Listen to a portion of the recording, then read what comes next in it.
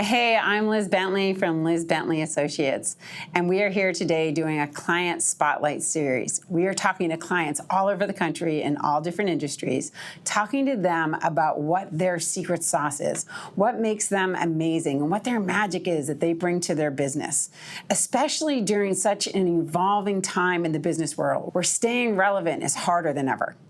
Today I'm here with Leslie Modell from Sotheby's International Realty. She works at the Upper East Side office, and she's here to tell us what her secret sauce is and what makes her special. Leslie, you're having an amazing year, and we're dying to hear about it. Tell us what you've been doing, and tell us about this year you're having. I know it's been incredible. Yes, it has. Every day I wake up and I'm so grateful for the year I'm having.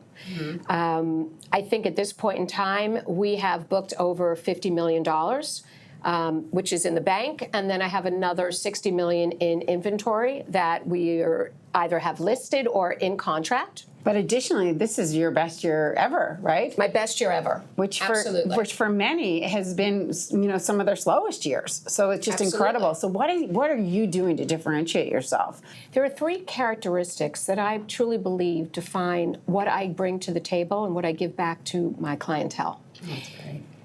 One would be honesty. Right. The second would be tenacity. And I think the third is empathy. Great. Tell us about them. Start with honesty. Honesty. Well, a lot of brokers in this market are truly afraid to speak their truth. And I think it's really important to speak your truth. When your buyers hire you, they want to hear the real thing. They want to hear you speak the real information. Great. And a lot of brokers are afraid to really let down the guard and say what's happening. My feeling is, and I do this on each and every time I pitch, I don't go in as Debbie Downer or Leslie Downer, because a lot of times what I'm hearing back, the feedback I'm getting from my sellers especially, is that people come in here and say, the market is X, Y, and Z. The market's not what it is. We have to somehow gear into this market and make it work. And my feeling is, in a challenging market, which this is, you can still do a lot of business. You just really have to be honest about price and how you can get that number and what makes sense in the market that you're in, which to me, in any market, you grind it out and you get the number. It's about really navigating the market. You need to navigate. You need to stay on top of every single deal. It's very important to not, just because you get a signed contract, does not mean you should let everything else fall through the cracks. Right. It's important to be on the deal from start to finish, navigating through the process with the attorneys, the contracts, the closing. When you get to that closing table, that's when you know your job is done. Right. It's not over till the fat lady sings. It's not over. And I'm telling you, Liz, I'm available 24/7. And is that the tenacity? Is that the characteristic number two, tenacity, and how it plays out in your Absolutely. business? You get it done no matter what. You never give up.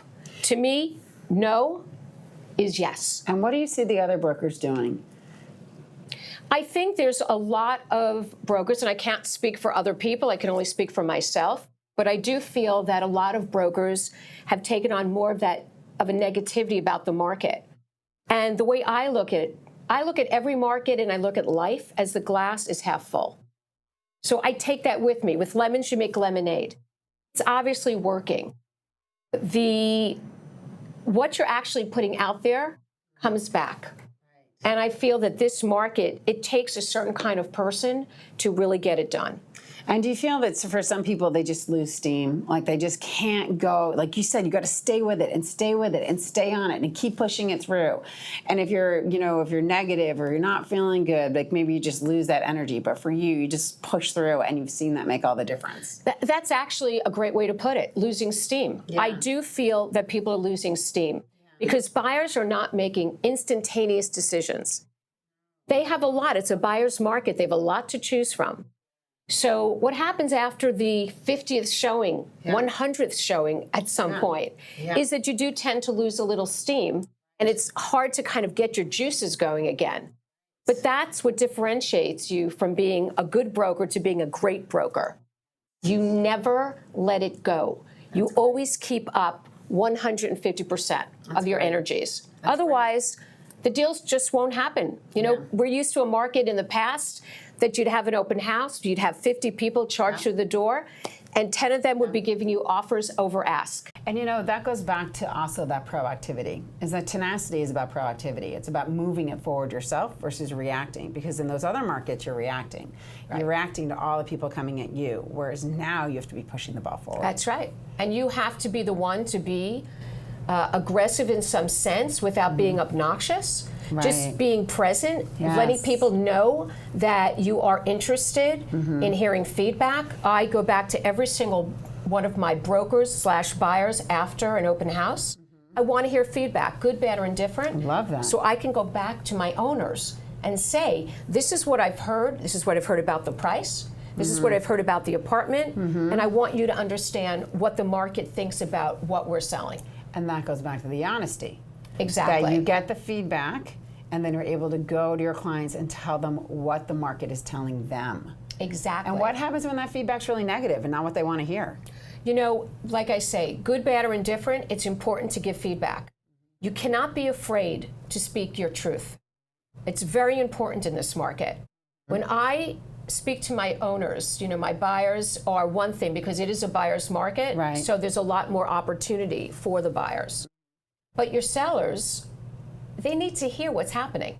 And if you're overpriced in this market, it will not sell. What's happening in that sense is you're chasing the market down. And that is not a good place to be. So Leslie, tell us about that third characteristic, empathy. How does that play into all of your work? Actually, of all three, empathy to me is extremely important. People want to feel that they're being heard. They want you to listen. They want you to understand. And it's sometimes difficult, but you have to put yourself in someone else's shoes. And I try to do that all the time. I put myself in the shoes of a seller that perhaps is losing money. They're not going to be happy and overjoyed. They're going to be upset. So I have to understand that and have some compassion. And for buyers that now think they own the market, which it is a buyer's market, they want you to work for them. They want you to get it done at the best price possible. I'll tell you something very funny. I just put an offer in on a deal, and my buyers, like every other buyer, is saying the same thing. Get it for the best price, Leslie. I know you can do it. So he came up with, which I thought was funny, he said, hashtag Leslie gets it done. And I did. That's great. I actually got it for the exact number that he wanted to pay. That's fantastic. So last night, by the way, at 11:45 p.m., I called him back because that's what I do, crazy or not. And I told them the good news. They said, congratulations, we got the deal. They work and they have children, so they can never speak till after about 10 o'clock at night. And he went, hashtag Leslie gets it done. Aww. So it's a great feeling. Yeah, it's a great fantastic feeling. So, you know, in talking about empathy and relating to your clients, having compassion, being able to put yourself in their shoes, tell me, you're in a very emotional business, and you get people in sometimes tough states of mind and in difficult circumstances. How do you navigate through that? And how do you find empathy? You know, how do you reach for it when sometimes it's hard?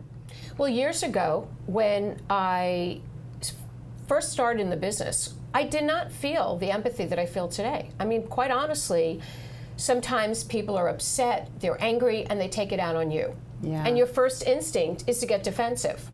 And what I've realized over the years, and what I've learned, is to always put yourself into someone else's shoes. So when they're upset and emotional, it's not necessarily pointed at you. It's what they're feeling, and they're taking it out on you because they don't know where else to go. And they want you to hear them. And once you hear someone, and once you understand what they're saying, it all drops, it all falls away.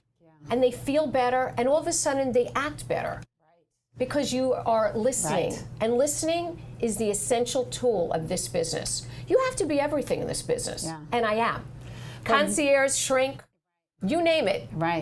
People want a sounding board, and when they are asking you questions, they want you to have the empathy, but they want you to also have the Honesty. So the key, though, like you said, is that listening piece, and that means listening for meaning. That doesn't mean just sitting there and nodding your head like, oh, yeah, sure, keep talking. It's really getting it. Correct. It's getting what they're saying. It's really feeling with them so that you can understand their journey and be a part of it. And what is interesting, and I know you've said this to me before, and I've certainly seen it a lot in my business too, is that once you empathize with somebody, all of that toxicity and that anger or frustration or upsetness, whatever it is, kind of dissolves. Absolutely. It's like once they feel understood, they just start to relax. It fades away. Yeah, and but when you're faking it and pretending like you're listening or fighting back because you're upset that they're feeling like they're attacking you, Correct. It just gets worse. It just escalates. Correct. It snowballs into a very bad place. Yeah.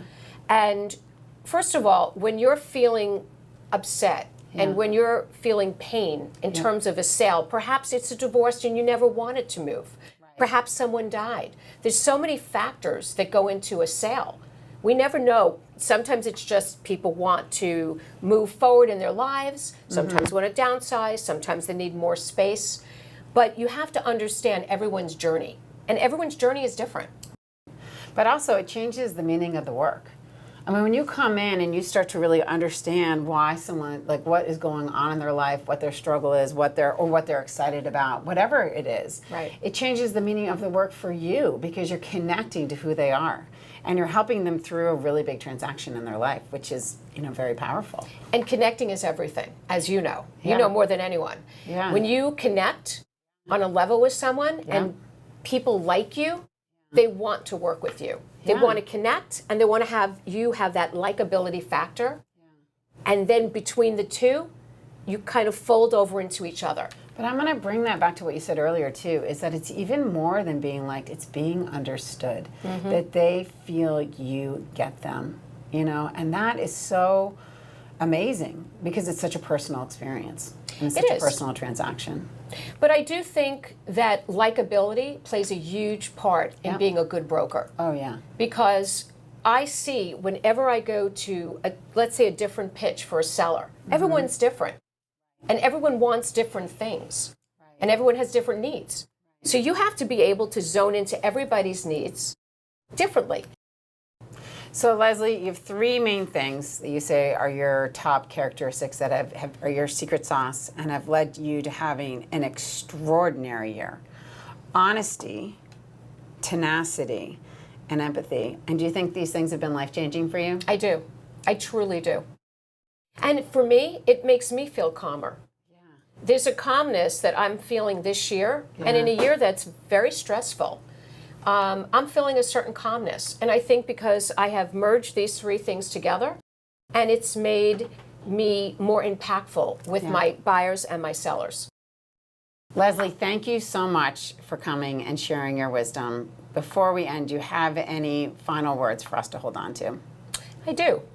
It's something I think about every day. I think this year in particular, I have learned to merge the honesty, which is the truth, the empathy, and the tenacity together. Whereas I used to really be very emotional and very emotionally driven, I feel I've taken it down a notch, and it has served me well. When you are calm, you're clear-headed, and things just happen and they flow in a much better way. It's fantastic. And I truly think that has maneuvered me into the next level of my business. That's great. Yeah, I really do. When I think about it from, one day to the next, and when things are tough, I say, you know what? Calm, clear, collected, that takes you the distance. And that comes from inside. Completely from inside. Yeah. And at the end of the day, that's what you have to bank on. Yeah. What comes from the inside is what everyone sees. Yeah. Awesome. That is great. Thank you, Leslie, so much. Thank you, This was Liz. fantastic. Love being with you. Great.